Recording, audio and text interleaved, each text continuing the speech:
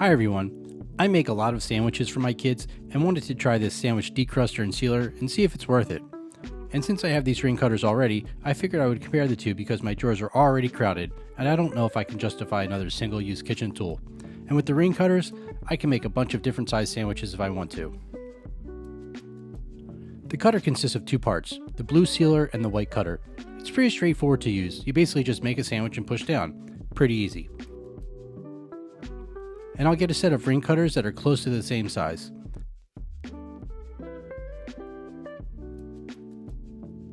One trick I've discovered is to push the center of the bread down a little so the bread doesn't split open. Now we spread our almond butter, then add our strawberry jam, but you can use whatever type your kids like. Put the sandwich together and then press down firmly with the blue sealer.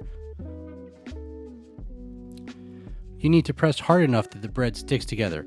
Then we just add the cutter and cut the sandwich. And here we go, one freshly sealed sandwich. Now we do the same thing with the other sandwich. Mark the size of the sandwich and I press the bread down a bit so it doesn't rip. Add the almond butter in our circle, then the jam, and put the sandwich together. Now put the ring cutters on top to mark our sandwiches and press down. And presto, you have your own Uncrustable. Comparing the two, they are almost identical except for the size. I did use larger ring cutters, but if you don't already have ring cutters, this sandwich decruster and sealer is worth a couple dollars that you're going to spend.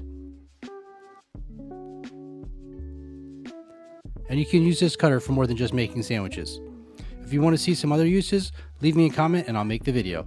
Thanks for watching, and don't forget to like and subscribe. See you next time.